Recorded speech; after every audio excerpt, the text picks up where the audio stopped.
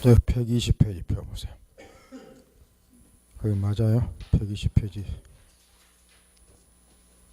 내 책에는 120페이지로 되어 있는데 맞아요? 거기 이제 토지거래 허가제와 관련해서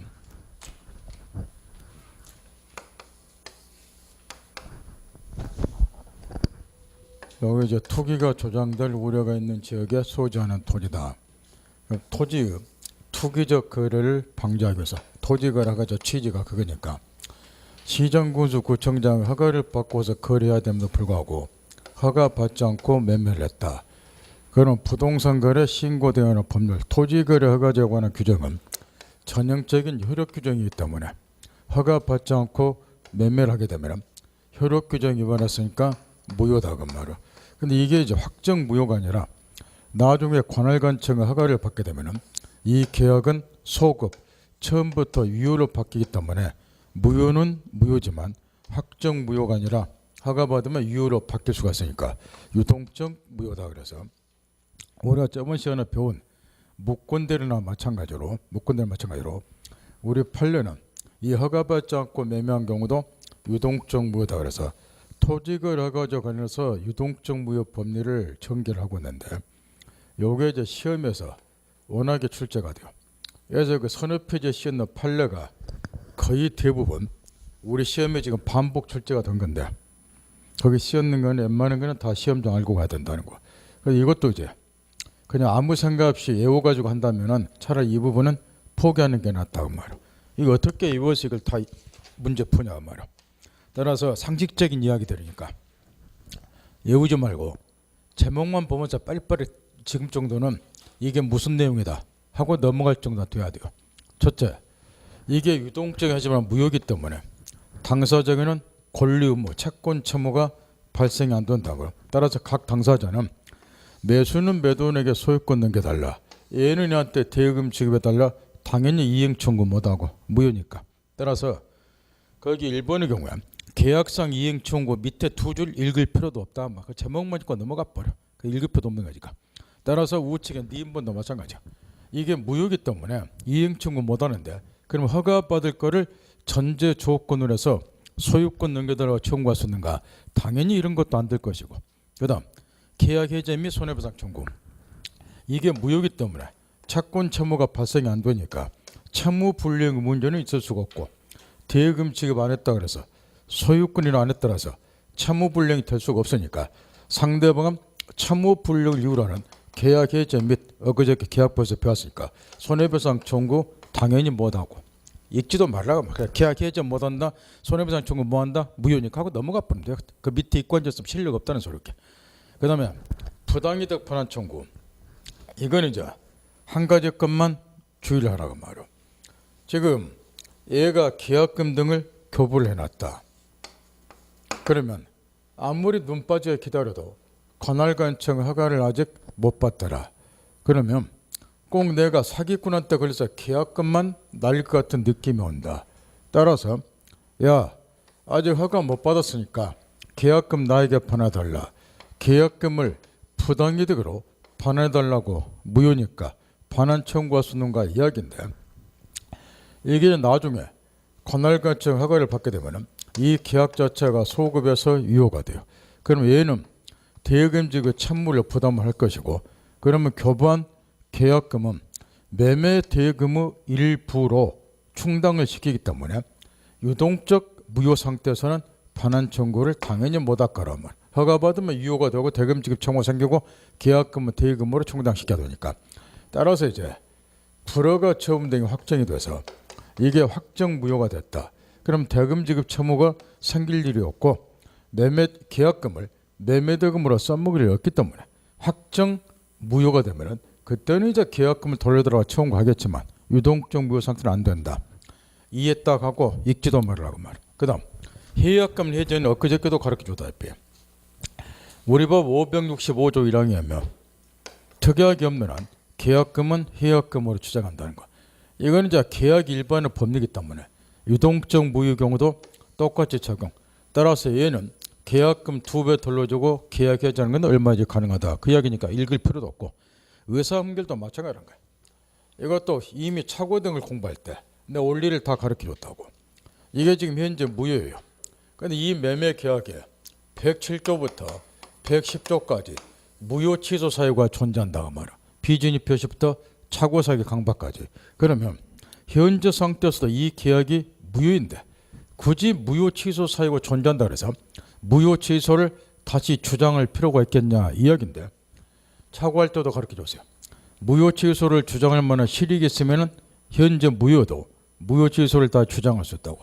실익이 많다고 말이야. 첫째, 이게 지금 무효임에도 불구하고 관할관청 허가받을 걸 전제로서 계약 체결한 경우만 유동적 무효이기 때문에 얘네들은 무효임에도 불구하고 관할관청 허가를 받을 수 있도록 상호 협력할 협력 의무가 있는데, 이 협력 의무를 무효인 경우도 이 의무는 있으니까 협력 의무를 면하려면은 무효 취소를 주장해서 이걸 확정 무효로 돌릴 필요가 있고, 특히 매수의 경우는 돈 문제가 걸려있단 말이야. 방금 전에 가르친 것처럼 유동적 무효 상태에서는 계약금 등을 반환달라고 반환 청구를 못하지만 무효 취소를 주장해서 확정 무효로 만들어버리면 계약금을 부당이도로 반환 청구할 수도 있으니까 실익이 아주 크다는 것. 따라서 무효 취소 주장할 수 있다 그 이야기고, 협력음과 관련해서도 뒤에 넘기세요. 소송상 청구관에 읽을 필요도 없어. 의무 개념은 기초 입문과정부터 가르쳐 줬으니까. 일방이 협력 의무 이행 안 했을 때 타방 당사자는 그 협력 의무를 이행하라고 법원에 소를 제기할 수 있는가? 의무는 법적인 구속을 말하기 때문에 이행 안 하면 상대방 당사자는 소송을 통해서 의무를 강제로 이행시킬 수 있다. 소 제기할 수 있다. 다 제목만 읽고 넘어가 버리면 되고 읽을 필요 없다고 말이야. 동시행관계 불인정. 이건 엊그저께 계약법 동시행 항변권에서 가르쳐 줬는데, 지금 이게 유동적 무효이다 말이야. 근데 무효임에도 불구하고 매도인은 관할관청 허가를 받을수록 상호 협력할 협력 의무가 있다. 그럼 이 협력 의무하고 나중에 관할관청 허가를 받게 되면 얘는 대금 지급 채무 의무를 부담하는데, 이 매도인의 협력 의무하고 매수인의 대금 지급 채무가 동시행관계냐 이걸 묻고 있는데 될 일 없고, 이유 협력 의무는 주된 채무가 아니라 부수적 채무에 불과하고 대금 지급 채무는 매매의 목적이죠. 주된 채무고, 따라 주된 채무하고 부수적 채무 사이는 대가적 의존관계가 있을 수가 없고, 둘째, 이거는 무효인 상태에서 발생이 되지만 대금 지급 채무는 이게 나중에 관할관청 허가를 받아서 유효가 돼야지 대금 지급 채무가 생기니까 무효인 경우 생기는 이 의무하고 유효가 돼야지 비로 발생된 이 의무는 대가적 의존관계가 있을 수가 없으니까 상식적인 이야기라고. 동시행관계 될 일 없다 그 이야기고, 읽을 필요 없다고 말이야. 손해배상 청구도 읽을 필요 없고, 협력 의무를 일방 이행 안 했다 그러면 의무자가 의무 이행 안 하면 상대방은 소송 제기하고 손해배상 청구하는 거니까 손해배상 청구할 수 있다 그 이야기고, 채권자 대의 시험 날렸고 6번에 계약해줬고, 이것도 엊그저께 계약법 회의체에서 가르쳐줬고, 채무불이익이 있으면은 계약을 해지한다고 우리가 공부를 했는데, 계약법 회의체에서 기초로 주로 물어보는 것들, 채무불이익 중에서도 주된 채무가 이제 계약은 목적 달성 직접 관계했기 때문에 주된 채무를 이행 안 하면 목적 달성 못하니까 계약 해지 사유가 되지만, 주된 채무 외의 부수적 채무는 계약은 목적 달성과 직접 관계였기 때문에 요걸 이행 안 한다 해서 목적 달성 못할 법 없으니까 해지 사유 안 된다. 어떻게 가르쳐줬어. 협력 의무는 주된 채무가 아니라 부수적 채무에 불과하니까 요거 이행을 했다 해서 계약 해지 뭐 한다 그 이야기고, 따라서 여기까지 제목만 읽고 다 넘어가 버란 말이야. 그 밑에 한 줄 한 줄 읽고 앉았으면 전혀 지금 기초가 안 됐다는 소리야. 그 다음 효력 확정과 관련해서 소급에서 유효가 된다. 허가 받으면 따라서 허가받 따라서 별도로 계약 다시 체결할 필요 없다. 그 다음 동그라미 2번에 허가구역 지정이 해제가 됐다. 기간 끝난다. 재지정 이유를 있지 않았다. 어찌 되는가? 다시 허가 받을 필요 없이 유효로 확정이 되니까 당사자는 즉시 얘는 얘한테 소유권을 그렸다. 얘네한테 대금 지급 청구한다. 읽을 필요도 없고, 우측에 확정 무효. 요게 이제 문제인데, 원래 지금 허가받기 전 상태는 유동적 무효지만 경우에 따라서는 확정 무효가 되는 경우가 있으니까 이 부분만 신경 쓰란 말이야. 지금까지 쓴 거는 다 상식적인 이야기대로고 요걸 신경 쓰라. 시험도 이걸 많이 물어보기 때문에 유동적 무효임에도 불구하고 확정 무효가 되는 경우도 있다고 말이야. 어떤 경우냐? 지겹도록 묻지 않겠냐고 말이야. 유동적 무효인데 확정 무효가 되는 경우도 있으니까 상식적으로. 첫째, 불허가 처분 확정적 일기 필요 없고 확정무효니까 문제는 동그라미 2번부터 신경 쓰는 거. 당사자 일방 말고 쌍방이 일방이 협력금 이행하는 아까 앞에 나온 것을 소송 제기해서 박살내면 되니까 쌍방 모두가 관할관청 허가 신청을 하지 않기로 명백히 의사표시를 했다고 말. 그 말은 관할관청 허가 받아야지 유효가 되는데 두 놈 다 허가받지 않기로 명백히 의사표시했으니까 판깨자 그 이야기야. 확정무효다 그 이야기고. 세 번째, 요게 좀 문제인데 지금 이 사안의 경우는 농지에 관해서 지금 매매를 한 사안인데 이게 지금 토지가 허가권의 소재는 농지고 이걸 이제 매매를 하는데 문제가 하나 뭐냐 그러면 여기 매수인 입장에서는 농사짓기에서 농지를 매수한 게 아니라 이 농지를 전용을 해서 공장을 설립하기 위해서 농지를 매수하고자 한다 말. 그러면 현재 농지인 상태에서는 공장 설립이 불가능하기 때문에 얘한테 요구를 했어요. 농지 전용 허가를 받도록 해주면 내 농지 매수할게. 나는 공장 지어야 되니까.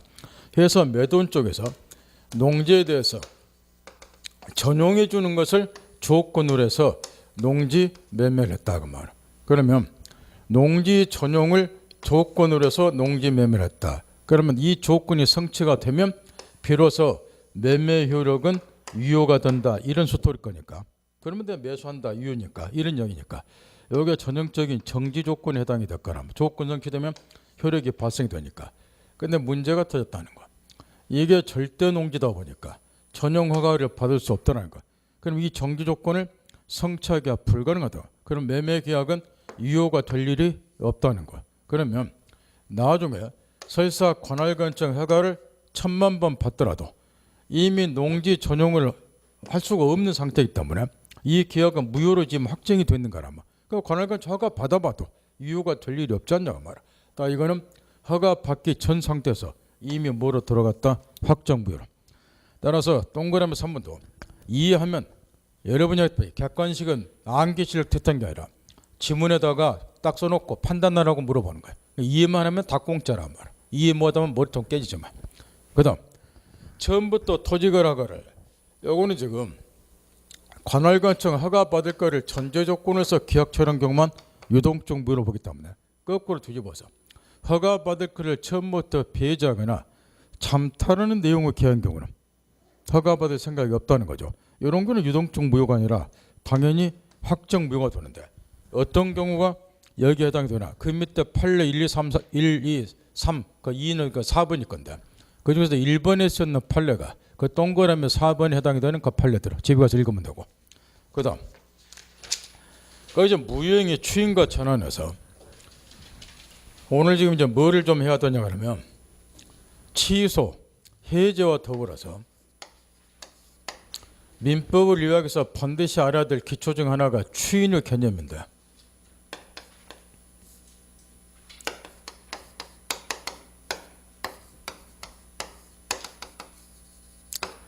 지금 취소, 해제 이런 거는 우리가 이제 어느 정도 감을 잡고 있는데 이 추인이라고 하는 것이 문제가 좀 있다는 거예요. 이 추인이 지금 민법상 3가지 종류 추인이 인정이 되는데 저번 주에 하나를 배웠고 무권들에 써서 본인의 추인 그 다음에 오늘 2개가 나올 건데 지금 이제 나오고 있는 것이 무효인 법률행위 추인 그 다음에 바로 이제 뒤에 이어서 나오게 될 것이 취소할 수 없는 법률행위 추인이라고 말할게요. 그래서 이제 민법상 추인이 이렇게 3종류가 있는데 요 3개가 다 시험에 쏟아져 나온다는 거예요. 파트별로. 저번에 이야기했다시피 무권들에 써서 본의 추인권은 권리 4개 중에서 압도적으로 시험에 출제한다. 내 이유를 가르쳐줬고 무효인 법률 추인도 무효하거나 해서 압도적으로 출제가 되고 취소할 수 없는 법률 추인도 취소해서 압도적으로 출제가 되고 이 3가지가 이제 시험에 쏟아 나오는데 먼저 지금 정리를 좀 해야 될 것이 이게 한글로는 이렇게 쓰고 한자로 이렇게 쓰는데 글자는 똑같은데 이게 법적인 의미가 사안에 따라 다 다르다는 거. 그래서 그거를 먼저 깨우쳐야 되고 의미가 다 다르다 그 이야기야. 무권대로 추인이냐 무인범 추인이냐 요거냐에 따라서 그 다음에 이 추인이라고 하는 것은 뒤쫓아갈 추자하고 인정한다는 소리니까 사후에 동해준다. 우리말로 뜻하면 그게 애우란 소리 아니요. 우리 국어식으로 풀면은 사후에 동해준다. 이런 의미이기 때문에 어떠한 행위에 있고 난 후에 추인을 한다. 이렇게. 그래 당연히 이제 법적인 관점에서 가장 중시되는 것이 소급의 문제라고 말해요. 추인의 핵심 사항이 지금 이 대목인데 소급여가 인정이 되냐 안 되냐 요걸 이제 신경을 써야 된다. 이렇게 개념 파악 정확히 하고 먼저 묵건들은 배웠으니까 지금 이 시점에서 얘가 가부 대리라고 사칭하고서 가부 토지를 매매를 했다. 전형적인 묵건들이고 그럼 추인은 이렇게 나중에 한다는 이렇게 추인은 그러면 이 묵건들에서 본인의 추인은 법적인 의미가 뭐냐? 유시간 표현을 하게 되면 무효인 묵건들의 효과를 본인에게 기속시키겠다는 본인의 추인은 단독이니까 일방적인 의사표시가 추인이에요.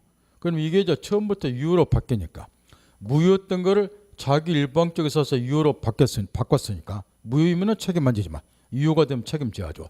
그래서 결국 추인한다는 말은 오랜말로 쉽게 번역하면 이 묵건들에서 내가 책임지겠다. 요걸 의미할 거란 말이야. 그 다음에 추인은 이때 하다 보니까 추인이 있을 때까지 이 묵건들은 일단은 무효인데 이게 지금 추인을 하게 되면 추인한 때부터 무효였던 이 계약이 유효로 바뀌냐 소급 거꾸로 고소를 해가서 처음부터 유효로 바뀌냐 이런 문제가 당연히 생긴다는 소리인데 요거는 외에는 있지만 원칙적으로 소급효가 인정이 되고 따라서 추인한 때부터 유효가 되는 게 아니고 추인하면 소급 계약 체결 당시 처음부터 유효였던 것으로 바뀌게 되고 따라서 무효였던 것이 유효로 바뀌니까 이 무효의 핵심은 확정 무효가 아니라 유동적 무효다. 저번 주에 다 가르쳐줬고 이런 게 이제 중요하다는 거예요. 그러면 여기 이제 무효인 법률의 추인은 법적인 의미가 뭐냐? 지금 이 갑이 왜라고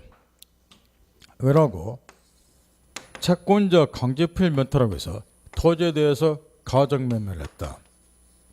그러면 가정매매는 무효다고 이렇게. 그러면 이 가정매매가 무효라는 걸 알고서 얘네들이 추인을 한다. 추인은 사후에 동해준다는 의미다. 그러면 이 무효에 대해서 사후에 동해준다. 이게 구체적인 의미가 뭐냐? 이 무효인 법률행위를 유효로 해주게 되면은 사후에 동해준 될 거니까 무효인 법률 추인은 무효인 법률행위를 유효로 하겠다는 의사표시가 여기서는 추인이 될 거란 말. 우리말 뜻풀으면 사후 동해준다 소리니까 무효인 것을 유효로 만들어주면 이걸 사후에 인정해 주는 셈이 될 거니까 무효인 법률행위를 유효로 하겠다는 의사표시를 여기서는 추인이라고 한다고 말이야. 그러면 여기에서 이제 두 사람이 허위 표시에서 가정매매를 했다. 요거는 무효다. 그럼 추인은 이때 할 거라고 말이야. 그럼 여기서도 이제 가장 중요한 게 소급의 문제인데 일단 여기까지는 무효이니까 우리 민법은 139조에 이렇게 규정을 해놨어요. 무효인 법률행위를 지겹도록 출전하는데 추인을 하더라도 무효인 법률행위가 처음부터 유효로 바뀌지는 않는다. 한마디로 말하면 소급효과 인정이 안 된다는 거. 대신 139조 단서에 보면은 당사자가 무효임을 알고서 추인하면은 새로운 법률을 한 것으로 본다. 이렇게 규정이 되어 있다는 거. 이게 지금 가장매매 요걸 추인한 거니까 새로운 법률을 한 것으로 본다. 매매가 책임인 것으로 본다. 이런 의미라고 말이야. 따라서 이 말이 이제 구체적으로 번역을 해서 정확한 이해를 좀 해야 되는데 옛날에 무효인법을 추인할 때는 이런 말을 했어요. 이게 설명하려면 또 10분 이상 날아가기 때문에 나 두 번 다시 설명 안 한다고 그랬는데 이게 또 어제도 지금 어디 가서 수업하면서 눈치를 봤더니 전혀 또 이해를 못 하겠다란 말이야. 어쩌서 또 시간 잡아먹고 설명하는데 앞으로는 두 번 다시 시험 볼 때까지 없을 거란 말이야. 한번 손대면 10분씩 날아가 민법 제대로 가르치려면. 그러니까 두 번 다시 안 가르칠 거니까 정신 차리고 집중해서 들으라는 거예요. 지금 사안을 이렇게 만들어줬죠. 말은 목적물이 A 토지고 채권자 강제표 면탈하니까 매매도금도 1억 원 미리 정해놓고란 말이야. 그러면 이 가장매매가 2011년 3월 10일 날 체결이 됐고 채권자를 기망해 두니까 친구 앞으로 등기까지 넘겨놨다가 말이야. 그러면 정확하게 요건 무효고, 따라서 등기는 얘한테 넘어가서도 소유자 아니고 소유권은 얘한테 있다. 우리가 저번 시간에 다 공부를 했고, 근데 이제 문제가 여기서 하나가 있다는 거예요. 그게 뭐냐 그러면 분명히 108조에서 무효고 등기 가지고 있으나 소유자 아니고 소유권이 얘한테 있다라고 우리가 이야기를 하지만 등기부상으로는 등기원인이 그냥 매매로 기재가 된다는 거. 가장 매매라 등기원인은 없으니까. 그 다음 얘 앞으로 그냥 등기가 돼요. 그럼 제3자 눈으로 볼 때는 100% 얘가 소유자로 보인다 그 말.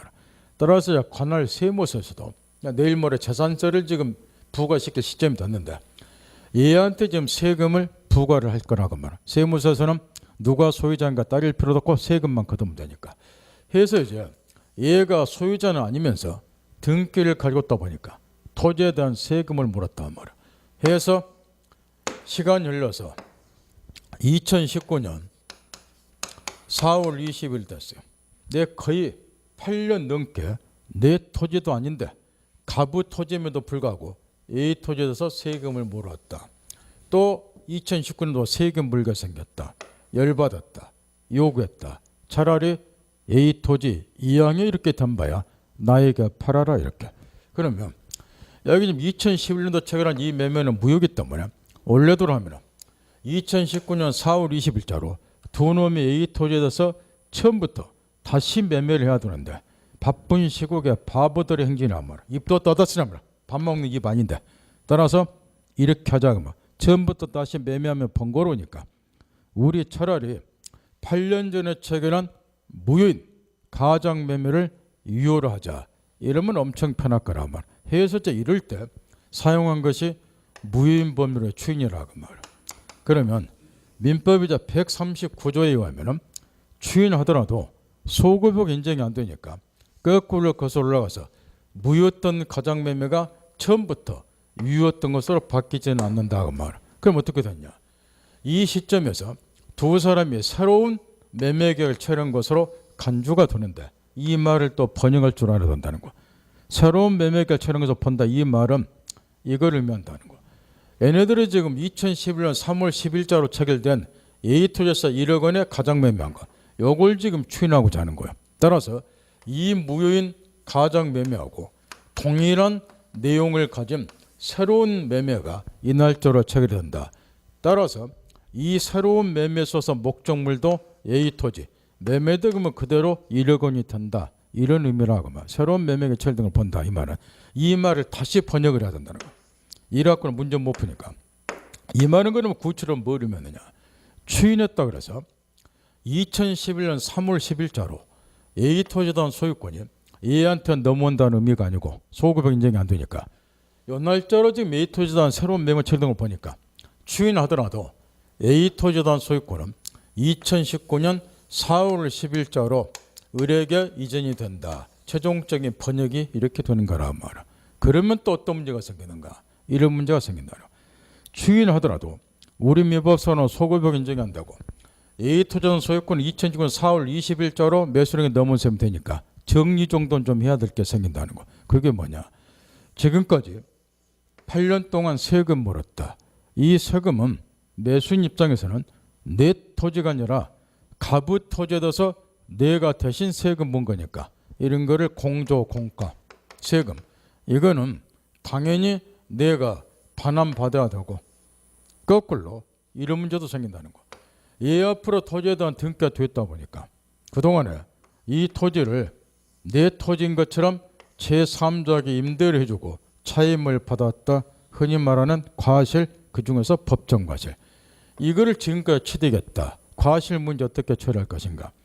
소유권은 2019년 4월 21일로 넘어오기 때문에 이때까지는 의류 토지가 아니라 가부 토지니까 가부 토지로부터 내가 대신 과실 취득한 거니까 취득한 과실은 거꾸로 반환한다. 대신 부담한 세금 돌려받고 취득한 과실 반환하고 이거 계산하는 문제가 발생이 되더라. 소급역 인정이 안 되기 때문에 여기서 이제 문제가 났다는 거.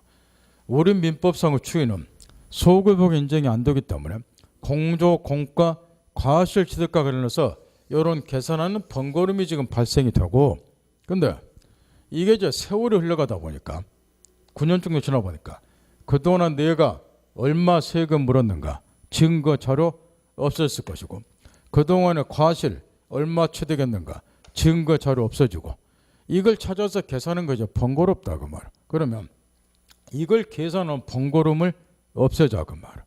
이럴 때는 이 사람들이 법을 좀 아는 사람 같으면 아주 간단하게 처리를 하면 된다 말. 둘이 특약을 맺으면 돼요. 우리 이거 계산하는 번거로움 없애기 위해서 차라리 그냥 추인 효과를 계약 체결 당시로 소급을 시키자. 이런 거를 약정에 의한 소급적 추인 이렇게 이야기를 하는데, 특약에 의해서 소급이 인정되는 추인이 허용될 수 있다는 거. 그러면 추인 효과가 소급이 되면 정반대의 결과가 된다는 거. A토지단 소유권은 2010년 3월 10일자로 을에게 넘어온 셈이 되고, 이 계약이 처음부터 이후로 바뀐다는 소리니까, 그러면 이때부터 이때까지 매순이 세금 문 것은 갑의 토지가 아니라 내 토지에다 세금 문 거니까, 내가 당신들 세금 물었으니까 돌려달라 반환 청구 못할 것이고, 이때부터 이때까지 취득한 과실은 갑의 토지가 아니라 내 토지로부터 과실 취득한 거니까 취득한 과실도 내 거니까 반환할 필요 없고, 세금 돌려받을 필요 없고, 과실 반환해줄 필요 없고, 깨끗이 정리정돈된다. 소급효가 인정이 돼요. 따라서 뭘 깨우쳐뒀냐. 민법 공부를 조금만 한 사람 나올 거예요. 법학에서 소급의 문제가 얼마나 중요하고 시험에서 지겹도록 나오는가를, 소급효가 인정이 될 때하고 인정이 안 될 때의 차이점을 깨우쳐라 이야기야. 깨우쳐서 보고, 그 다음 여기 이제 무효인 법률을 추인을 했을 때 핵심 요건이 하나가 있다는 거. 그게 뭐냐 그러면 무효 원인이 소멸한 후에 추인해야 된다는 거야. 무조건하고 추인이 다 가능한 게 아니고, 이 무효원인이 소멸한 후에 추인을 해야 된다. 여기서 이제 요건에서 시험이 집중하는데 앞에서도 한번 가르쳐 줬어요. 이게 민법적 곳곳에 튀어나오기 때문에 대부분은 무효사유에 해당이 되는 법률행위는 무효원인이 소멸될 수가 없기 때문에 추인이 불가능하다고 말할게요. 그래서 앞에서 반사질성이가 무효인 경우, 강행법 기반의 범죄 무효인 경우, 불공정한 변화 무효인 경우 계속 나왔단 말. 이거는 다 추인이 안 된다고. 따라서 옛날에는 이것도 이럴 때는 하나하나를 다 예를 들어줬는데 이해하라고. 근데 그게 이제 어이없다는 걸 이미 깨우쳤고, 따라서 앞에서 이렇게 내가 가르쳐 줬어요. 제일 싫어하는 말 한마디 했단 말이야. 차라리 위압벌을 시험은 쏟아져 나오는데 하나하나 이해하면서 공부하면 좋은데, 그거는 뭐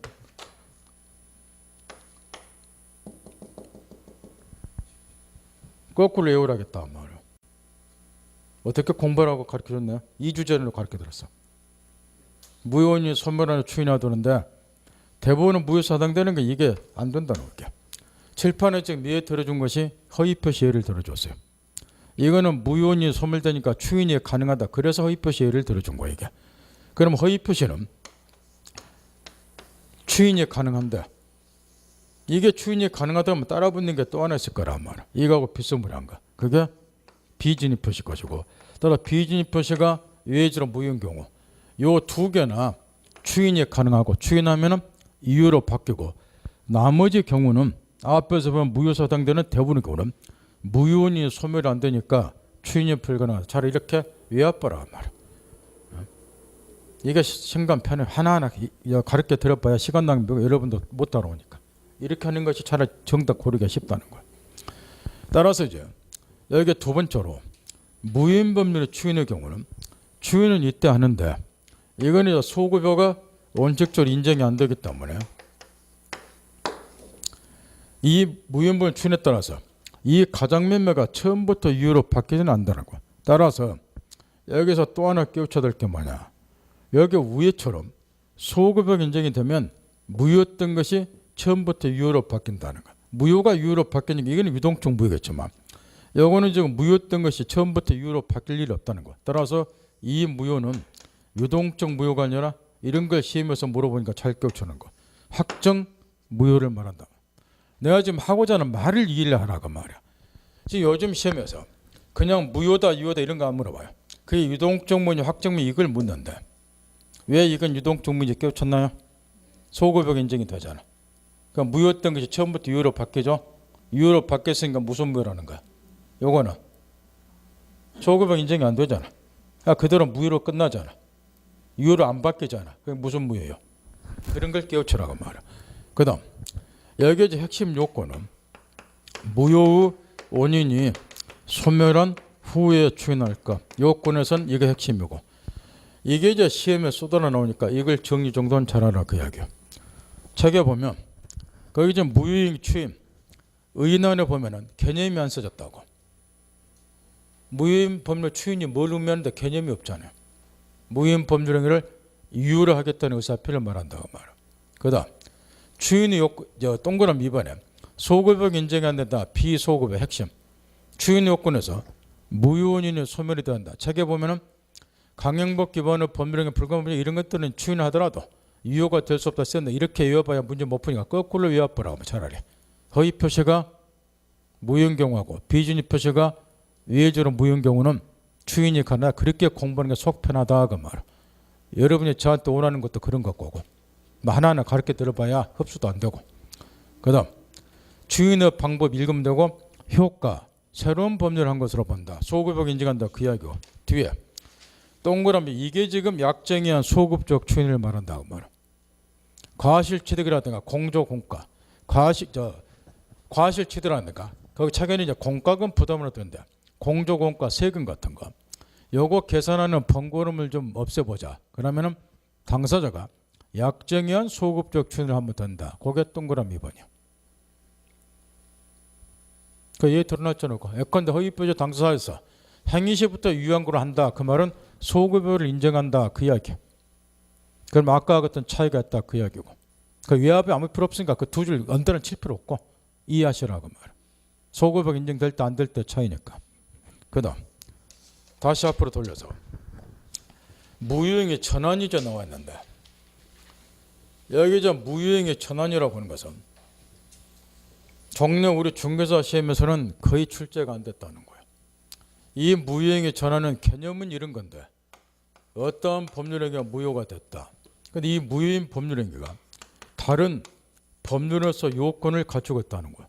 그러면 요건을 갖춘 법률로서 효력을 인정을 하자. 이런 걸 좀 무효행위 전환 이렇게 이야기하는데 종래 중개사 시험에서는 이게 거의 시험 출제가 안 됐는데 안 되는 이유가 뭐냐 하면 요즘 시험은 이제 거의 판례를 중심으로 이제 출제를 하는데 우측에 눈 돌려 제일 위에 보세요. 거기 보면 무효행위 전환이나 판례가 있죠. 눈으로 순식간에 읽어보세요. 입양, 인지 이렇게 되어 있죠. 가족법상의 법률행위라 그 이야기야. 주로 이제 무효행위 전환과 관련해서 종래 이제 실무서로 논란이었던 것이 거기 우측 판례처럼 입양이라든 인지 같은 가족법상의 법률에 관한 판례들이에요. 근데 이거는 중개업무하고 아무 상관이 없다고. 따라서 중개사 시험에는 이런 걸 내기가 적어본 것이 아니기 때문에 다른 민법 시험에서는 이제 이런 판례들을 무효행위 전환 걸 출제를 하지만 중개사 시험에서 입양, 인지 이런 걸 내면 그 미친놈이란 말이야. 그래서 이제 마땅히 낼 만한 판례가 없었기 때문에 그동안 출제를 안 했는데 2010년도에 무효행위 전환 관해서 아주 중요한 판례가 하나 나왔고 그 다음 연도부터는 최근까지 무효행위 전환해서 판례 하나가 집중 출제가 된다. 네, 이걸 가르쳐 줬어요. 지금 여기는 좀 빠졌는데 앞에서 배웠죠? 불공정한 법률행위가 무효인 경우 요게 이제 시험에 쏟아 나온단 말이에요. 저 앞에 32페이지인 거 어디 있을 거예요. 집에 가서 나중에 확인해 보고. 이 불공정한 법률행위가 무효인 경우에 아까 얘기한 것처럼 이건 추인은 안 돼요. 추인은 무효는 소멸 안 되니까. 근데 전환이 허용이 되는가? 이에 관한 판례가 최근 2010년 나왔고 이게 우리 교재 32페이지가 간략하게 판례가 나왔다고. 요게 이제 시험에 쏟아 나온단 말이에요. 재건축 조합과 관련해서 나온 그 판례죠. 그래서 이제 불공정한 법률인 경우에 그 매매대금을 적정금으로 감액을 시켜서 이율 하자 이런 판례가 나와 있죠. 그래서 이제 불공정한 법률행위 무효인 경우에 추인은 여전히 허용이 안 되지만 최근의 판례 입장 다시 하기. 제 말 잘 들어도 불공정한 법률을 말하는 거요.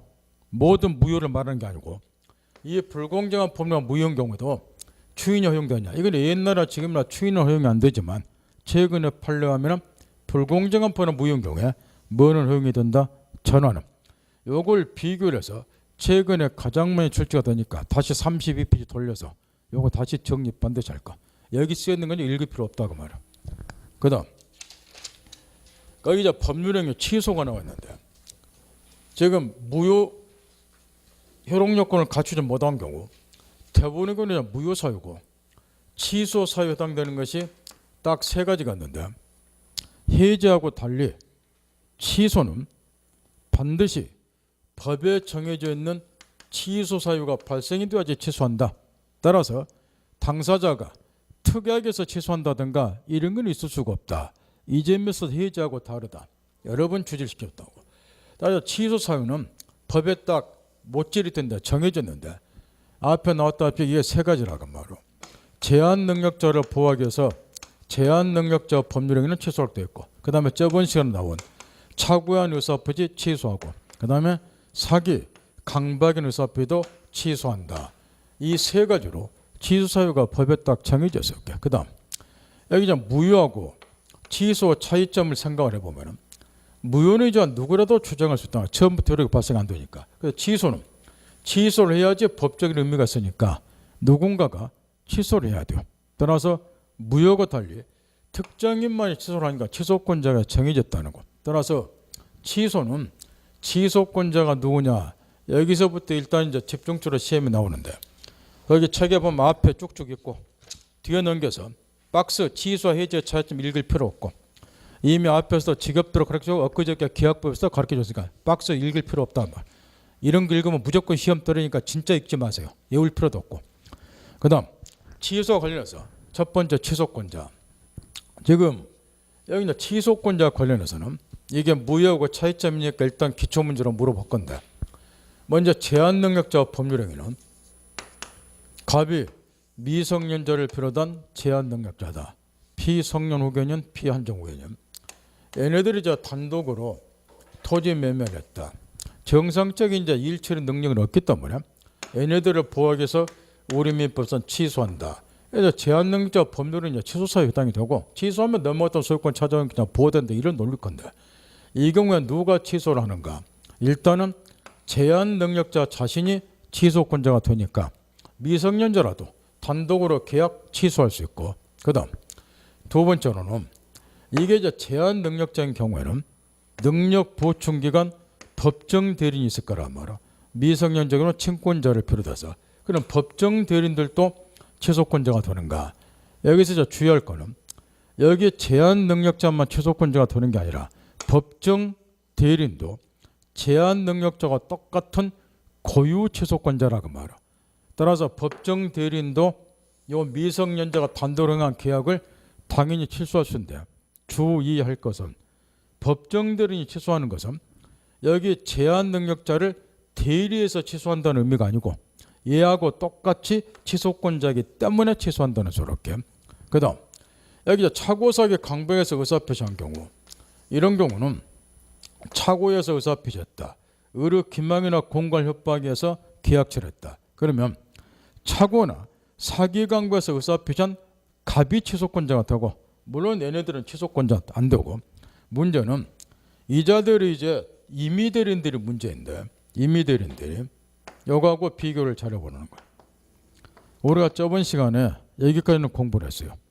116조 1항과 관련해서 대리행위 하자 의무는 대리인의 표준으로 판단하기 때문에 얘가 아무리 본인을 1000만 번 사기강박하더라도 의사결정한 자는 대리니까 의사결정의 자유를 보여줘서 취소하는 거니까 의사결정을 하는 대리인이 사기강박 당해야지 대리행위를 상대방의 사기강박 이유로 취소하고 물론 취소권은 본인이 갖고 사기강박은 얘가 당해야 되지만 취소는 당연히 본인이 하겠죠.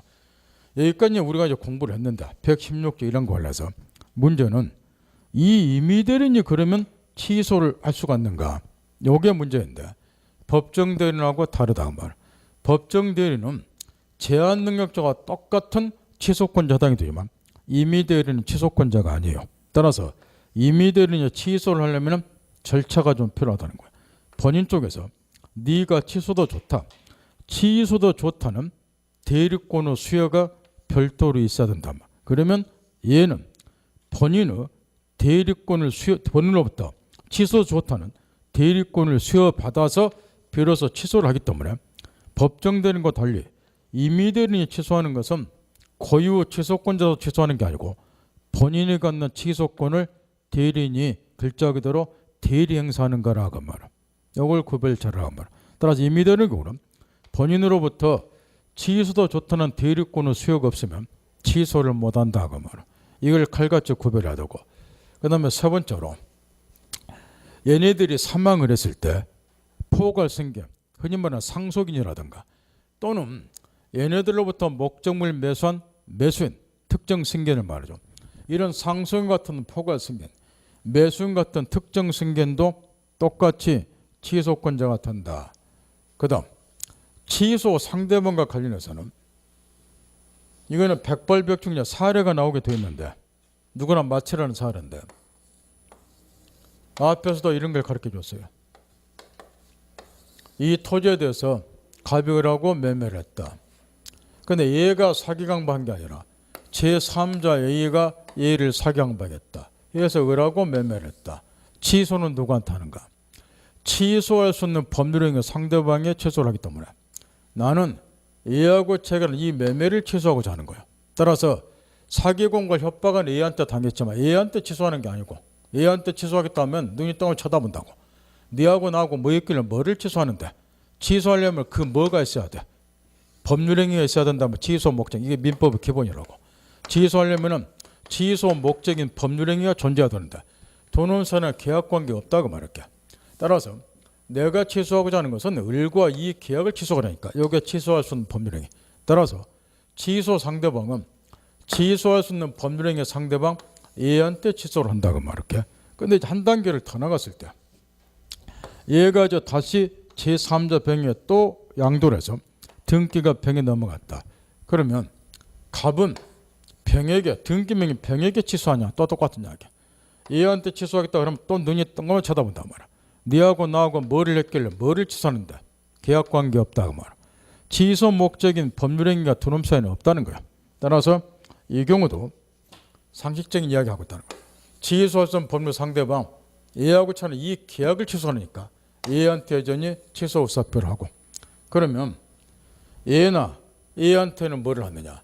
A한테는 불법행위를 이유로 하는 손해배상 청구하고, 그 다음에 A한테는 이제 뭐를 하느냐? 얘가 만약에 선의인 경우라면 사기강벌이로 취소하더라도 취소한 것을 가지고 선의 제3자는 대항을 못하기 때문에 얘가 그대로 소유권 취득하니까 얘한테는 아무런 조치도 취할 수가 없어요. 그런데 만약 얘가 악인 경우라면 취소한 것을 가지고 악의 제3자는 대항할 수 있기 때문에 얘는 소유권 취득을 못할 것이고, 따라서 이런 경우도 취소는 을에게 하고 악의도 얘한테 하는 게 아니고 취소는 얘한테 하고, 그런 다음에 이제 취소했으니까 내가 소유자다. 근데 네가 왜 내 토지에다 등기 가지고 왔느냐? 등기를 말소시켜달라고 말소 등기 청구를 한다 말. 얘한테 취소하는 게 아니고. 이 정도에서 알아들었을 거예요. 그 다음 취소권자 취소 상대방 기초로 마음과 정리했다고 하고, 취소 행사에서 제일 밑에 일부 취소 다시 정리했다고 하고, 차고에도 나왔다지 법률행위 내용 일부분의 차고사가 존재하면 일부 취소가 가능하다. 이 점은 한 번씩 물어본 걸 정리했다고 하고, 취소 효과에서 소급, 이것도 이제 몰라서 틀린 사람들 없으라고 보지만 취소를 하면 지문에 이렇게 많이 낸다고. 취소하면 취소한 때부터 이렇게, 취소한 때부터 당해 법률 무효가 된다 이렇게. 이게 지금 당연히 틀려 있을 건데 몰라서 틀린 사람이 있겠냐고 말이야. 취소한 때부터가 아니라 소급이 견적이 되니까 취소하면은 처음부터 이제 무효로 돌아가는데 의외로 맞춘 사람은 별로 없다는 거야. 왜냐? 본 시험장 가면 평소에 훈련이 안 되는 한 시간이 촉박하기 때문에 이런 쉬운 것도 다 틀리고 나온다는 거야. 취소하면 취소한 때부터 무효가 아니라 소급이 견적이 되니까 처음부터 무효가 되고, 그 다음 여기 취소 사유 3개 중에서 제한 능력자 법률행위하고 차고 사기 강박하고 결정적인 차이가 하나 갖고 누구나 맞추라고 시험에 내주는데 앞에 나왔다시피 여기에 차고하고 사기 강박으로 취소한 경우는 선의 제3자 보기정이 있으니까 방금 위에 들어준 것처럼 얘가 선인 경우는 취소한 것을 가지고 얘한테 대응을 못하니까 얘가 소유권 취득 취소하더라도 소유권 상실하겠지만 이게 이제 제한 능력자인 경우는 제한 능력 이유로 취소를 했다. 이거는 반대죠. 취소한 것을 가지고 선의 제3자 대항할 수 있으니까 상식이고. 왜냐? 제한 능력자는 왜 우리 법에 두고 있는가? 기초인문과정부터 가르쳐줬어. 제한 능력자를 보호하기 위해서 이 제도를 두고 있다고. 따라서 항상 사고를 할 때 이 제한 능력자의 결국 보호가 되고 있는가? 그런 관점에서 사고를 하면 문제 틀릴 일 없단 말이야. 이 경우에 제한 능력으로 취소했는데 선의 제3자에게 대항을 똑같이 못하면 얘가 소유권 취득, 제한 능력자는 소유권 잃어버리니까 보호가 안 된다는 거. 따라서 반대, 선의 제3자가 대항할 수 있어야지 얘가 소유권 차지하고 보호가 되니까 차이점 구별 딱 하고. 그 다음 무효하고 이제 똑같은 문제가 또 발생이 되는데 무슨 얘기냐. 지금 취소 경우도 똑같은 문제가 이런 게 발생이 된다는 거야. 지금 갑이 토지 소유자다. 을하고 매매대금 1억 원으로 토지 매매를 했다. 아직 이행하기 전이다. 소유권 넘기고 대금 지급하기 전이다. 이 상태에서 취소를 했다. 그러면 무효로 돌아갔으니까 이행할 필요가 없다. 무효하고 똑같지. 시험에 낼 일 없고. 항상 저 시험에서 묻는 것은 이행한 후를 묻는다고 그랬죠. 이행한 후다.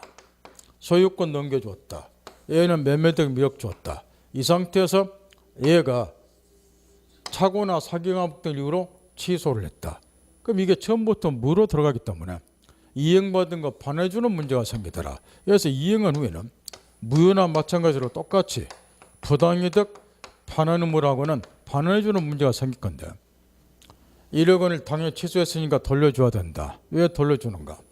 취소를 했음에도 불구하고 1억 원을 반환하지 않고 보유하게 되면 1억 원을 취득하게 되면 법률상 원인이 매매인데 이것 때문에 1억 원을 취득했는데 1억을 취득하게 되면 법률상 원인이 없어졌기 때문에 보유하고 반환하면 부당한 이득 청구다. 부당이득은 민법 741조에서 반환해줄 의무가 있으니까 반환해준다. 그래서 돌려주는 거를 부당이득 반환 의무 이리 이야기를 한다고 말이야.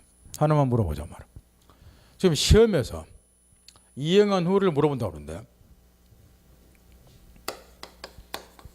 무효인 경우는 뭐가 주로 시험에 나오나요? 이게 똑같이 이제 무효가 돼도 각각 할 두 사람이 토지 매매했다. 이행이 끝난 상태 무효가 됐다. 각각 이제 반환해 주는 거야. 이게 다 부당이득 반환 의무에 해당이 되는데 무효의 경우는 뭔 특징이 하나 있고 취소 경우도 뭔 특징이 있어. 그걸 시험에서 물어볼 건데 무슨 생각이 떠오르나요? 무효 경우는 부당이득 반환 청구를 할 수 없는 경우 있죠. 그걸 시험에서 물을 것이고 그 어떤 경우요? 그래야죠. 그거요. 반사일성 무효인 경우 불법원이 급여니까 반환 청구 못하죠. 그걸 시험에서 집중 물을 것이고 그죠? 취소 경우는 뭐 물을 것 같나요? 딱 정해져서 시험에 내는 거. 출제원들 바보 아니니까. 취소 경우는 원래 저 부당이득 반환에 해당이 되면 재산 반환 범위는 시험하고 상관이 없죠. 748조에 이렇게 규정이 되어 있어. 수익자가 선이냐? 선의 수익자는 이익이 현존하는 것만. 악의 수익자는 받은 이익 전부에다 이자 붙이고 손해에서 손해까지 발생하라. 요리 되어 있다고. 근데 취소권자 중에 누가 들어있느냐? 다시 하게요. 무효의 경우에 집중 묻는 것은 무효 사유 중에 반사질성이가 무효다. 여기에 들어있다고. 그죠? 그러니까 무슨 문제가 생겨버려. 불법 원인 급여가. 따라서 반환 청구 못하는 경우가 있어. 그걸 시험에서 물어볼 것이고 취소 사유 중에는 희한한 놈이 하나 들었다고. 그게 누구예요? 그랬지. 제한 능력자예요. 예를 보여주자 특칙이 하나 있다고. 그걸 집중 물어본다고. 그러니까 정리 정돈 좀 해보셔. 예? 그래야 공부량이 줄어들어. 지금쯤은 그 정도는 해야 돼. 3개월 됐으니까. 따라서 이제 이렇게 선이냐 악이냐를 구별해서 재산 반환 범위가 달라지는데 문제는 취소권자 중에 보호를 받아야 할 녀석이 하나 있다. 그게 누구더라? 제한 능력자.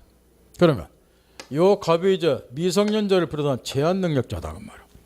제한능력자가 단독으로 토지에서 1억 원을 매매했다. 이행이 끝났다. 뭐 이렇게.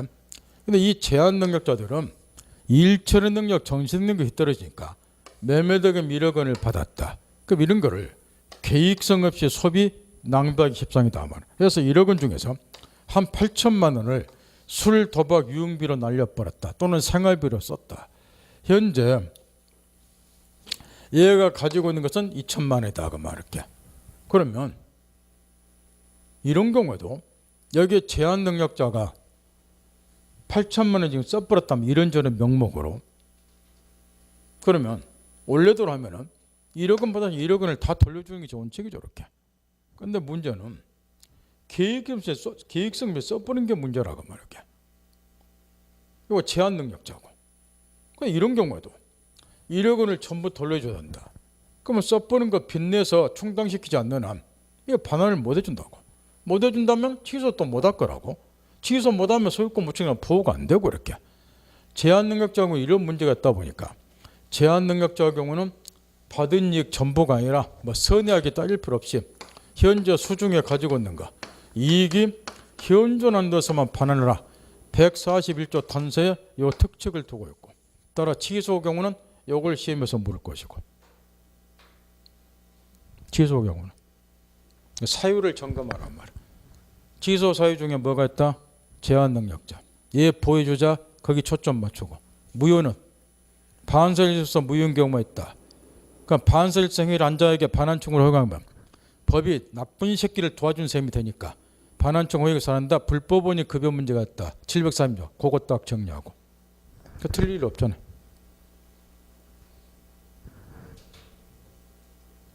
현존 이익도 어떻게 계산하는가? 앞에서 다 가르쳐 줬는데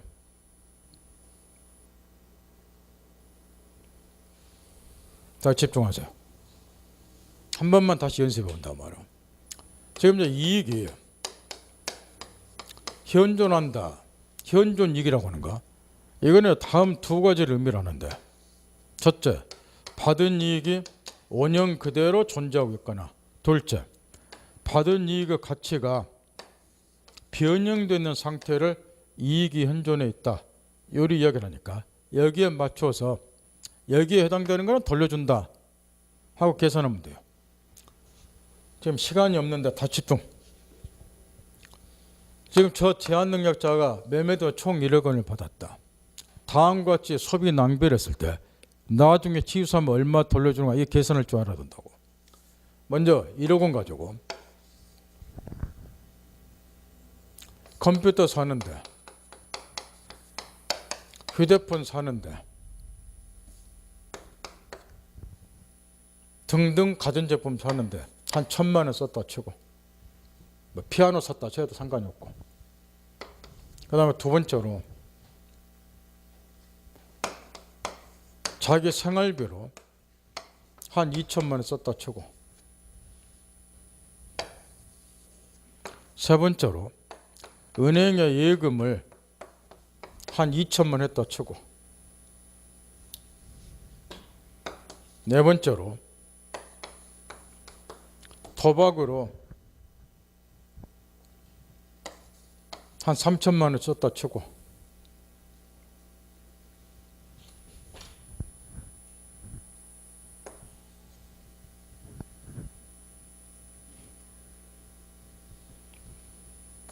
(8천만 원인가요?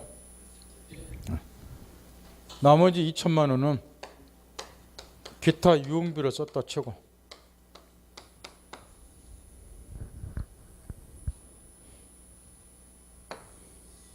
나중에 취소를 하면은 미성년보다 제한능력자는 상대방이 얼마를 보내줍니까? 먼저 자 현존 이익만 돌려주면 된다. 일이 됐으니까 140 단서에 현존 이익은 이 받은 이익이 원형 그대로 존재하고 있거나 받은 이익의 가치가 변형되는 상태를 이익이 현존했다 이렇게 이야기를 하니까 먼저 컴퓨터 사고 휴대폰 사고 각종 물건을 샀다. 요 1,000만 원은 받은 이익 1,000만 원이라는 금전의 가치가 물건으로 바뀌어서 제한능력자 수중에 받은 이익이 현존 남아있다 그 말이야. 물건으로 가치가 변형됐으니까. 따라 요거는 당연히 현존 이익에 해당이 되니까 1,000만 원 물건 산 것은 상대방에 반환해야 될 거란 말이야. 그 다음에 은행에 예금한 거 이것도 마찬가지란 말이야. 요거는 받은 2,000만 원 이 값어치가 장소만 옮겨서 은행에 지금 보관이 되어 있기 때문에 2,000만 원 받은 이익은 제한과 수중에 그대로 남아있을 거라고 말할게. 문제는 이제 요 생활비로 쓴 거라고 말할까. 요거를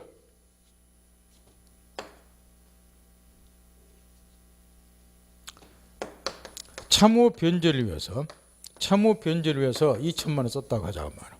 참호 변제를 해서 여기 저 생활비로 쓴 거하고 요 참호 변제를 위해서 쓴 거하고 토탈 4,000만 원.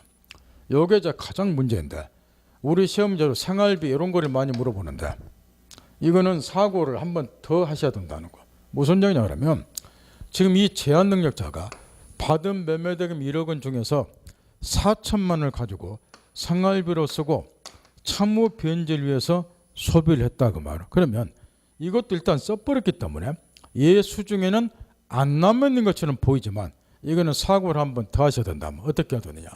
만약에 지금 생활비하고 참호 변제는 이 제한 능력자가 반드시 소비를 해야 될 품목이라고 말이야. 소비를 자기 원래 재산 가지고라도. 그런데 받은 매매대금 중 일부를 가지고 생활비나 참호 변제를 해서 사용을 했기 때문에 원래의 자기 재산의 소비를 그만큼 면했다 그 말이야. 생활비하고 참호 변제 반드시 소비를 해야 되기 때문에 따라서 받은 매매대금 중에서 4,000만 원 생활비나 참호 변제로 소비한 것은 원래 자기 재산 소비를 그만큼 면한 셈이니까 받은 4,000만 원 재산은 이자 수중에 재산 속에 현존 남아있는 걸로 본다 그 말이야. 사고를 한번 더 하라고 말이야. 따라서 여기 생활비나 참호 변제로 소비한 것도 받은 4,000만 원이 제한가 수중에 현존 남아있는 셈이 되고 마지막에 도박으로 써보는 거 요거는 글자 그대로 3,000만 원 공중분해가 되기 때문에 받은 매매대금 3,000만 원 요거는 제한능가 수중에 현존 전혀 남아있지 않는단 말이야. 따라서 이렇게 만약 사용을 하게 되면 도박으로 써버린 3,000만 원을 뺀 나머지 거는 전부 받은 이익이 무능력 제한능가 수중에 현존 남아있기 때문에 7,000만 원 3,000만 원을 뺀 나머지 7,000만 원 얘한테 상환해 줘라 요런 취지예요.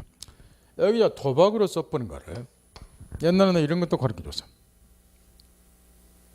이거를 도박을 제한 나머지 거는 건전하게 사용을 했기 때문에 이래 건전하게 사용한 거는 안 돌려줘도 되고 도박으로 뭐 술 도박 뭐 유흥비 다 마찬가지인데 이리 사용한 거는 나쁘게 불건전하게 사용했으니까 요거는 상환을 해주고 이렇게 사고를 해버리면 법공부 처음부터 다시 해야 된다고. 제한 능력자가 뭐인지를 다시 기초민간이 다시 공부를 하셔야 된단 말이야. 정상적인 사람이 이따구로 사용하면 비난을 받아야죠. 그러나 지금 우리가 말하는 건 여러분 같은 정상적인 사람이 아니라 여러분보다 못하는 제한 능력자를 이해하고 있단 말이야. 미성년자나 피성년자 피한정후인을 이런 제한 능력자는 정신능력이 휘떨어지기 때문에 이렇게 계획성 없이 소비할 수가 있단 말이야. 이런 걸 보여주자 그런 취지. 따라서 이렇게 쓴 거 3,000만 원 돌릴 필요가 없고 나머지는 이익이 현존하니까 돌려주라 이렇게 사고를 하라고 말. 건전 불건전 의미가 아니고 특히 생활비로 쓴 거. 그다음 우리나라는 도박 천국이기 때문에 날이면 날마다 기사에 보던 게 도박병 걸린 엊그저께 또 주부들 그 도박병 걸린 주부들이 그 도박을 바로 하는 건 몰라요. 예로워서 하나요? 그럼 차라리 춤바람 나서 돌지. 춤바람이 나아요 도박보다는. 도박은 이게 끊을 수가 없어. 마약보다 더 무서운 게 도박인데 도박을 또 사료를 많이 넣어요. 우리나라 도박 천국이기 때문에 도박으로 쓴 거 어찌합니까 그렇게. 특히 이런 거는 조심하시라고. 그 다음 판례와 관련해서 거기 우측에 보면 7줄짜리 의사 무능력자에 관한 판례가 하나 나왔는데 색칠한 부분에 이걸 또 반드시 정경련을 하다고. 지금 제한 능력자냐 거꾸로 능력자냐 요 판단 기준은 획일적 기준에서 정해지고 연령을 기준으로 미성년자 제한 능력자, 법원의 심판을 기준으로 비성년 유견인 비한정인인 제한 능력자, 요 세 사람의 제한 능력자가 정해졌는데 요거는 이제 획일적 기준에서 정해진다고 말이야. 근데 의사 능력이 있냐 없냐? 의사 능력 유무는 획일적 기준이 아니라 구체적 사정에 따라서 개별적으로 정해지고, 이런 예를 많이 들어줬다고. 갑이 10살 어린애다. 이 10살 어린애는 사안에 따라서 의사 능력이 있을 수도 있고 없을 수도 있다고 말이야. 10살 어린애가 가게에 가서 라면 한 봉다리를 산다. 이건 정상적인 판단 능력이 있으니까 의사 능력이 있고 이 계약은 유효이고. 그러나 10살 어린애가 토지 매매를 한다. 이건 정상적인 판단 능력이 없을 것이고, 딱 이런 경우는 의사 무능력자로서 이 계약은 무효가 될 것이고, 이처럼 이제 구체적 사정에 따라서 의사 능력이 있냐 없냐 하는 것은 구체적 사정에 따라서 개별적으로 정해진 정신 능력이고, 그러다 보니까 제한 능력에 관해서는 우리 민법에 자세히 규정이 되어 있으나 의사 능력에 관해서는 민법에 규정을 할 수가 없더라는 것. 규정하려면 법조문수가 수백만 개 나올 거란 말이야. 10살 어린애가 라면 매매할 때는 의사 능력이 있다. 법에 딱 규정하고, 그러나 토지 매매할 때는 의사 능력이 없다. 이런 거 하나하나 규정한다는 것은 있을 수가 없다는 거예요. 그래서 의사 능력 의무에 관해서는 민법에 규정이 없더라는 거죠. 이게 차이점이고, 따라서 이제 이런 문제가 하나 생긴다는 거예요. 이 갑이 의사 무능력자라고 말이야. 그럼 이 계약이 무효가 되겠죠. 근데 1억 원을 받았다고 말이야. 그럼 돌려주는 문제가 생겼죠. 무효니까. 근데 문제는 의사 무능력자의 경우는 얼마를 반환하는가? 이거는 민법에 규정이 있을 수가 없더라는 거야. 현실적으로 이제 이런 문제가 생기고 해서 이제 그동안 논란이 되다가 최근에 판례가 나와 있어요. 여기 의사 무능력자의 경우도 제한 능력자나 마찬가지로 141조 단서를 유추 적용하자. 의사 무능력자의 경우도 이익이 현존하는 거에 한해서만 상환하도록 하자 해서 그 판례가 나와 있기 때문에 이거 반드시 머릿속에 담아야 되고, 의사 무능력자의 경우도 제한 능력자나 마찬가지로 141조 단서가 똑같이 유추 적용, 이익이 현존하는 것만 상환하면 된다. 그 판례고. 그 다음 뒤에 넘기세요. 뒤에 넘기면 취소할 수 없는 추인이 나오는데, 이제 마지막에 이제 추인이 나왔다는 거예요. 여기 지금 이 을이 갑을 사기에 강박을 해서 토지 매매를 했다. 그럼 이거는 이제 취소사에 해당이 되고, 그러면 추인은 또 이렇게 나중에 할 건데, 먼저 첫 번째로 취소할 수 있는 법률의 추인은 의미가, 법적인 의미가 뭐이겠냐. 이것도 그대로 한번 해보라는 거예요. 이 갑이 을의 사기 강박에서 토지 매매를 했다. 이건 취소사에 해당이 되고, 그러면 이 취소할 수 있는 법률 행위를 얘가 추인한다. 이게 무슨 의미겠냐면 이 계약을 얘가 취소권자가 사후에 동의해 준다. 어떻게 동의해 주는 거냐? 취소할 수 있는 법률 행위를 취소하지 아니하면 사후에 동의 준 셈이 되겠죠. 또 취소할 수 있는 법률 추인은 취소할 수 있는 법률 행위를 취소하지 않겠다는 의사표시를 추인이라 한단 말이야. 한마디로 말하면 취소권의 포기를 말한다는 거. 그러면 결론이 이렇게 돼요.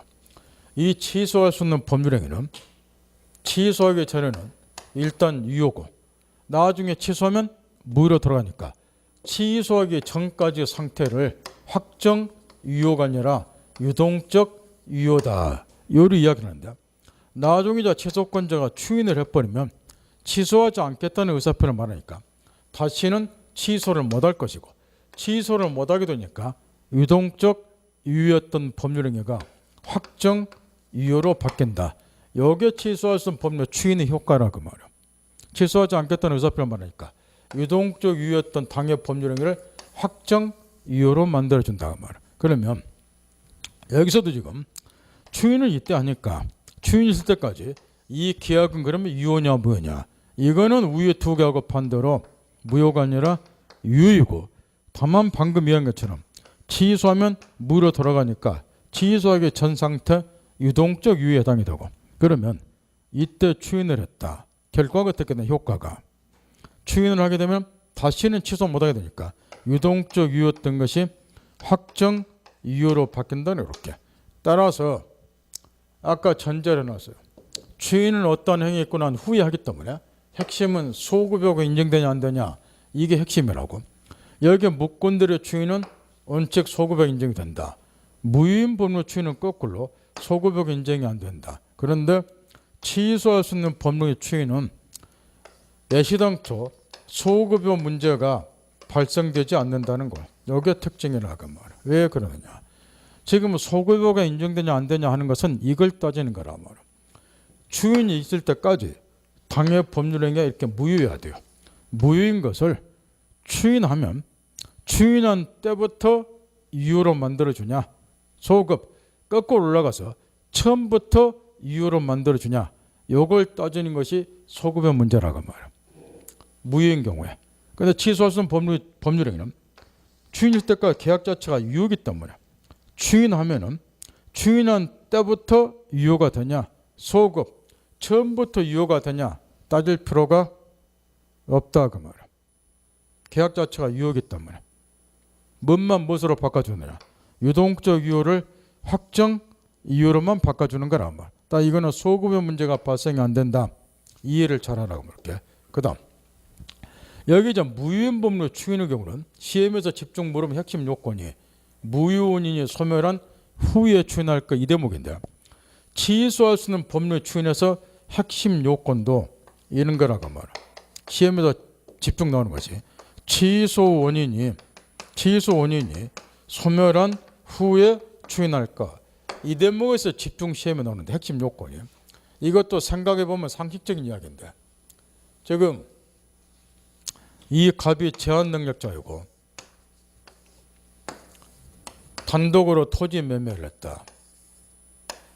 그러면 첫째, 제한 능력자도 취소권자가 되니까 제한 능력자도 바꿔 말하면 능력자가 되기 전에 취소할 수 있다. 왜냐? 매매계약 체류가 등기 넘어가 소유권 넘었다 하더라도 취소하면 소유권 찾아오니까 얘가 보호가 된다는 거. 그 다음 두 번째, 이 제한 능력자의 경우는 능력 보충 기간 법정 대리인이 있을 건데, 그럼 법정 대리인도 취소할 수 있는가? 당연히 법정 대리인도 취소권자니까 법정 대리인도 취소할 수 있다. 세 번째, 그러면 추인으로 바꿔서 제한 능력자도 그러면 추인할 수 있는가? 상식으로 판단해 보는 거. 추인은 다시는 취소하지 않겠다는 의사표를 말해요. 그럼 이걸 취소를 못 한다는 거. 그럼 영원히 소유권은 상대방에 넘어가 본다 말이야. 그러면 얘는 현재 제한 능력자, 정상적인 판단 능력이 없는 애라고 말이야. 이런 애가 단독으로 능력자가 되기 전에 추인하면 우리 상식에 맞겠냐고 말이야. 추인해버리면 영원히 소유권 잃어버리는데, 따라서 취소하고 반대로 추인할 때만큼은 정상적인 판단 능력이 회복된 후에나 추인하도록 해야 되지 않겠냐. 그게 우리 법의 상식이겠죠. 따라서 제한 능력자는 능력자가 되기 전에는 추인해서는 안 되고, 제한 능력자는 능력자가 된 후에, 미성년자 같으면 성년자가 된 후에 추인해야 된다고 말할게. 취소하고 반대로. 그러면 제한 능력자는 왜 취소를 하냐? 취소 원인은 제한 능력자이기 때문에. 그러면 제한 능력자가 됐다 그 말은 취소 원인이 뭐였다는 거야? 소멸했다 그 이야기죠. 그 이야기를 말하는 거야. 취소 원인이 소멸이 됐다 그 이야기야. 따라서 추인할 때는 취소 원인이 소멸한 후에 추인해야 돼요. 차고 사기 강박 같으면 그 상태에서 벗어난 후에 추인해야 되고, 지금 얘가 공갈 협박 당하고 있는데 이 상태에서 추인하면 왜 안 돼요? 안 된다 그 이야기라고. 그 강박 상태 벗어난 후에 자유로운 의사결정을 할 수 있는 상태에서 추인해야 되지 않겠냐, 이 상식적인 이야기하고 있다고. 따라서 취소 원인이 소멸한 후에 추인을 해야 되는데, 여기서 또 한 가지 조심할 게 있단 말이야. 그러면 법정 대리인, 얘는 그럼 어쩌냐? 법정 대리인도 추인할 수 있을 건데, 이 법정 대리인의 경우도 지겹도록 출전하는 것이 뭐냐 그러면, 지금 취소 원인이 소멸한 후에 추인하는 것이 원칙이니까 제한 능력자는 능력자가 된 후에 추인을 해야 되도록 해. 그러면 법정 대리인의 경우에도 취소 원인이 소멸이 돼야지 추인이 가능한가? 바꿔 말하면 제한 능력자가 된 후에나 법정대로 추인할 수 있는가? 이걸 또 시험에서 집중 물어본다는 소리인데, 제한 능력자가 되기 전이라면 첫째, 제한 능력자는 추인을 못하겠죠. 이때는 누가 추인을 하면 되느냐? 법정 대리인이 추인하면 되는 거야. 따라서 법정 대리인의 경우는 취소 원인이 소멸한 거하고는 관계없이 제한 능력자가 되기 전이라도 법정 대리인은 추인할 수 있다. 이걸 갖고 놀아야 돼요. 공부 2달만 하면 이걸 몰라서 틀린 사람은 없어요. 그런데 틀린 사람은 엄청나게 많다고. 왜 그러느냐? 본 시험장 가면 시간 촉박이기 때문에 분명히 지문에는 취소를 물어봤어요. 그러면 제한 능력자가 취소할 수 있다? 그럼 맞는 걸로 골라야 돼. 그 순간에 취소를 뭘로 작가해뿐다? 추인으로. 그러니까 틀린 걸로 골라본다고 이게. 이것도 마찬가지고. 그러니까 평소에 훈련이 돼 있어야 된다 말이야. 거기 책에 보면 추인의 요건에서 동그라미 2번이 핵심인데, 취소 원인이 소멸한 후에 하라. 제한 능력자가 한 후 자고사가 그 상태 벗어날 후에 해야 된다. 핵심은 동그라미 또 2번이란 말. 그러나 법정 대리인 등은 언제나 추인할 수 있다 이렇게 써놨는데, 이 말의 의미를 깨우치란 말이야. 언제나 추인한다 그 말은 시험에는 그렇게 안 되니까. 시험에는 법정 대리인은 언제나 추인할 수 이렇게 시험 내는 또라이 없다고 말이야. 그 말의 의미가 무슨 의미냐 그걸 묻는다고. 취소 원인이 소멸하기 전이라도 법정 대리인은 추인할 수 있다. 또 다른 말을 바꾸면 제한 능력자가 되기 전이라도 법정 대리인은 추인할 수 있다. 그리 물어보니까 그 의미를 파악을 해야지. 책에 있는 거 민법 나 여러분이 했어. 책에 있는 거 외워봐야 문제 못 푼다고. 그래서 선생이 필요한 거라고. 그거 외우면 선생 바로 필요 있어. 집에 가서 외우면 되지. 그 중에서 하나 됐을 거야. 그 다음 다시 여기 칠판을 다시 한번 보자 말로. 지금 민법상 추인은 이렇게 총 3가지가 있어요. 이렇게 첫째, 글자는 똑같지만 법적인 의미가 다르다 인식 딱 하고, 두 번째, 이거는 어떤 행위권을 후회하기 때문에 소구의 문제가 인정이 된다. 요거 정리 딱 하고, 그 다음에 이제 마무리 삼아서 한 가지를 깨우쳐야 될 게 있어요. 지금 뭐를 깨우쳐야 되냐 그러면, 지금 마지막에 우리가 이제 개관을 해본 취소할 수 있는 법률의 추인은 취소할 수 있는 법률 행위를 취소하지 않겠다는 의사표를 말해요. 따라서 취소할 수 있는, 잘 들어야 돼요. 취소할 수 있는 법률을 일단 취소를 해버리면 더 이상 취소할 수 있는 법률로서 추인하는 것은 허용이 안 되겠죠. 취소해버렸으니까. 추인은 취소하지 않겠다는 걸 말하니까. 이 말 알아듣겠나요? 취소할 수 있는 법률을 일단 취소를 해버리면 더 이상 취소할 수 있는 법률에서 추인하는 것은 허용이 안 된다 그 말. 근데 문제가 하나 있다는 거. 취소하면 당연히 법률은 뭐로 돌아가느냐? 무효로 돌아가요. 그잖아요. 취소하면 처음부터 무효로 돌아가니까. 근데 우리 민법은 무효인 법률의 추인도 또 허용을 하고 있죠. 그러니 우리 판례는 2개를 결부시켜서 취소할 수 있는 법률 행위를 일단 취소를 하면 더 이상 취소할 수 있는 법률로서 추인하는 것은 허용이 안 되겠지만, 이제 당의 법률은 뭐로 돌아갔으니까? 무효로 돌아갔으니까. 이 말 알아듣겠나요? 취소하면 무효로 돌아가죠. 무효로 돌아갔으니까 무효인 법률로서 추인하는 것은 얼마든지 가능하다 그 말은. 이해할 수 있겠나요? 요거를 요즘 시험에 쏟아져 내는데, 아가 지금 이거를 어디다 이 판례를 써놨냐 그러면은 저 앞쪽에 써놨다고. 저기 126페이지 펴보세요. 찾나요? 거기 보면은 2번 판례 97년 12월 10일 써진 거 찾나요? 그 판례를 말해. 얘가 지금 저 앞에다 지금 써놨는데 집에 가서 연구 잘 하시라고. 주의할 거는 요걸 이해 못하면 못 풀어요. 말을 바꿔서 출제를 하기 때문에. 요제는 이거라고 말할게. 취소할 법률 취소하면 취소할 수 없는 추인은 안 되잖아. 취소해버렸으니까. 그래서 이제 취소했으니까 뭐로 돌아가요 법률은? 무효인 법률로 추인하면 된다. 그 의미라고. 그거 2번 판례고. 여기 이제 처음에 97년도에 나와서 2000년대 들어오자마자 이 판례가 나오기 시작했다. 좀 뜸하다가 최근에 들어왔으면 계속 반복 출제되니까 연구 잘 하시라고. 외우지 말고 연구. 그 다음 다시 뒤로 돌려서 이제 마지막에 취소해서 이제 한 가지 남은 문제를 정리를 해야 되는데 그게 요거예요. 지금 취소할 수 있는 법률행위가 마지막에 문제점이 하나 남아있다는 거예요. 그게 뭐냐 그러면 이 갑이 취소권자다.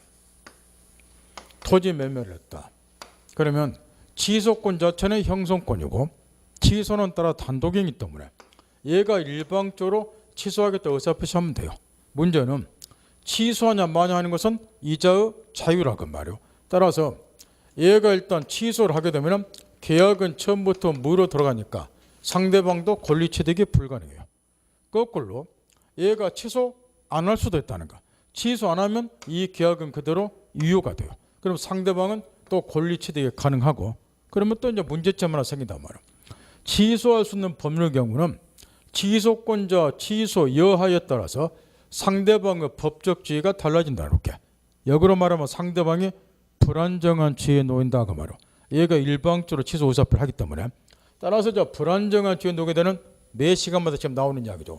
불안정한 지위에 놓게 되는 상대방은 당연히 우리 민법 상상 보호를 해주도록 되어 있고 해서 취소할 수 있는 법률에 있어서 불안정한 지위에 놓게 되는 상대방을 보여줄 필요성 때문에 마지막 우리 민법에 두고 있는 제도가 두 개가 있는데 그게 145조 법정 추인제도 하고 그 다음에 146조 취소권의 단기 소멸이다. 그래서 취소권은 일정 기간 내 행사하라. 이 두 가지 제도를 두고 있어요.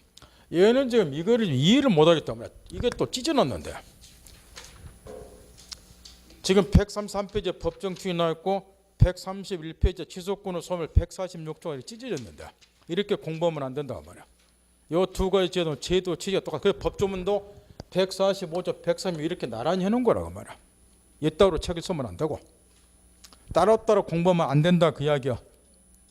조문을 이렇게 나란히 할 때 그만한 이유가 있는 거고 제도 취지를 잘 깨우치라고 말이야. 그러면 여기 저 법정 추인하고 취소권의 단기 소멸은 취소할 수 있는 법령이 있어서 불안정한 지위에 놓게 되는 상대방을 보호하기 위해서 취소해서 마지막 두고 있는 제도가 이 두 가지라고 그러는데 그러면 이거는 이제 어떻게 함으로써 상대방을 보여주는 거 아주 간단해요.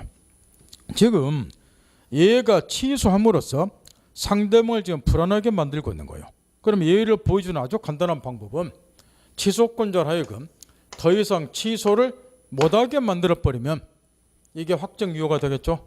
상대방 권리 취득하겠죠. 상대방의 보호가 될 거라고 말이야. 그래서 145조 법정 추인제도 등 146 취소권의 단기 소멸제도 등 더 이상 취소권자로 하여금 취소를 못하게 만들므로써 역으로 상대방을 보호해주는 제도들을 나가 말이야.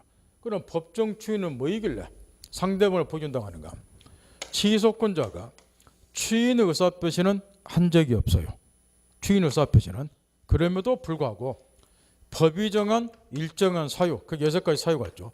법이 정한 일정한 사유에 해당되는 행위를 하게만 하면 그 행위 속에 당연히 추인 의사표시가 포함된 것으로 간주함으로써 상대방을 보여주는 제도가 법정 추인이라고 말합니다. 칠판의 사례 같으면 1억 원의 토지 매매했다. 얘가 취소권자로 가정을 하고 그러면 얘는 소유권은 채무 부담하고 얘는 대금 지급 채무 부담하고 반대로 1억 원짜리 대금 채권 갖고 소유권 이전 조건 채권 가질 건데 여기 칠판의 사례에서 취소권자 갑이 추인의 의사표시는 한 적이 없다 그 말이야. 근데 뜬금없이 자기가 부담하는 채무를 이행 소유권을 넘겨주더라 그 말. 그러면 취소권자이기 때문에 취소하면 처음부터 무로 돌아가니까 소유권 넘겨줄 필요가 없죠. 그럼에도 불구하고 채무를 이행했다. 소유권 넘겼다 그 말은 앞으로 이 계약을 취소할 생각이 없으니까 채무 이행했지 않느냐 그 말. 그러니 소유권 이전을 하게 되면 이 행위 속에는 추인하겠다 이런 의사표시가 포함된 걸로 볼 수 있다는 거. 이런 거를 법정 추인 또는 상대방의 채무 이행 대금 지급 채무를 이행했다. 대금을 주었더니 얘가 이의 없이 수령하더라고. 그러면 취소하면 무로 들어가니까 대금 받을 수가 없죠. 그래서 상대방의 채무 이행했더니 대금 주었더니 이의 없이 수령했다는 것은 취소할 생각이 없으니까 수령했을 거란 말이야. 예를 들어 대금 지급한 걸 수령하게 되면 이 수령행위 속에도 취소하지 않겠다. 주인의사 표시가 포함된 것으로 간주한다. 그러면 더 이상 취소 뭐한다? 주인한 거 똑같으니까 146조 매 시간만 나온 거 취소권은 일정 기간 내 행사하는 거죠. 법률행 한 날로부터 10년 주인으로서부터 3년의 행사하라. 이거를 이제 권리 행사 기간 제적 기간 그러는데 무효하고 달리 취소는 일정 기간 내 행사하도록 되어 있고 딱 이 기간이 경과가 되면 더 이상 취소를 못하게 되니까 이 계약의 확정 유효 상대방 권리 취득 보호된다. 이런 논리라고 이렇게 해서 이제 이 법정 추인하고 145조 취소권은 단기 소멸 몇 년 이내 행사하는가. 요 두 개는 유달리 최근 10년 이내에 집중 출제가 되고 있어요. 요 두 개가 제도 지지 딱 염두에 두고 줄기 잡고 필요한 거 점검 딱딱해서 요 기간은 반드시 외우셔야 되고 요 기간이 상상을 초월 정도 시험에서 많이 나와요. 이게 정리를 꼭 하셔야 된다는 거. 좀만 쉬었다.